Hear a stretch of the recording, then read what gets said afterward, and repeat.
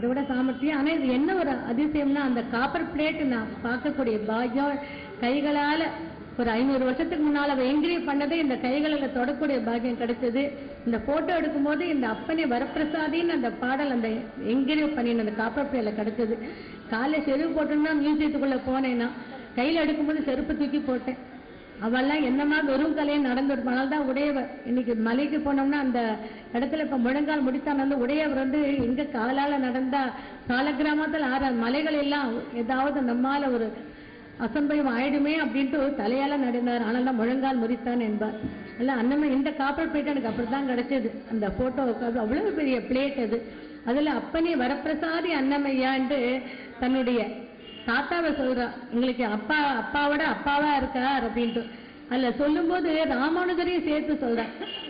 அப்பனே வரப்பிரசாதி அன்னமையான அப்பசமும் ஆகே கலட அன்னமையா, அவன் தான் எங்களுக்கு சந்தோஷத்தை கொடுத்தான். அப்பேற்பட்ட அன்னமையா. அவர் அன்னமையா யார் எடுத்திருந்தார் பார்க்கும்போது அந்தமையில ராமானுஜ ஆச்சாரிய மதமும்.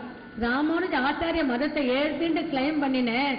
இன்னைக்கு 1000வது ஆண்டு வருஷம் அவனுக்கு கொண்டாடினா திருமலையப்ப தினம் தினம் அன்னமைய பாட்டோட தான் காலையில தன்னுடைய அழகான மலக்கரங்களை திறந்து நம்ம எல்லாம் பார்க்கின்றான். அலிமேல் மங்கி தந்தையாக கொண்ட அன்னமையான் வம்சத்தினரே கன்னியாதானம் செய்வித்து திருமலையில் பிடிக்கிட்ட தலைமுறாலு பெண்ணி கூத்துரு தன்னுடைய மகளை வர்ணித்து அன்னமையா பாடுகின்றார். ஏகாந்தமாக ஜோ அச்சுதானந்த ஜோஜோ முகுந்த இந்த அழகாக ஆனந்தமாக ஏகாந்தமாக குலசேகர படியில் நின்று தம்புரா நீட்டி காலங்காலமாக 12வது தலைமுறையாக இன்றளவும் அன்னமையா பாடலில் ஏழுமலை உற்சவம் நடக்கிறது. பிரம்மோற்சவமான வீதியில் ஏகினேங்கிறார். திருவீதியில தேவதேவுடு திருவீதியெல்லாம் உலவிக் கொண்டே இருக்கின்றாங்க. அப்பேற்பட்ட திருவீதியிலேயே பாடினோம்.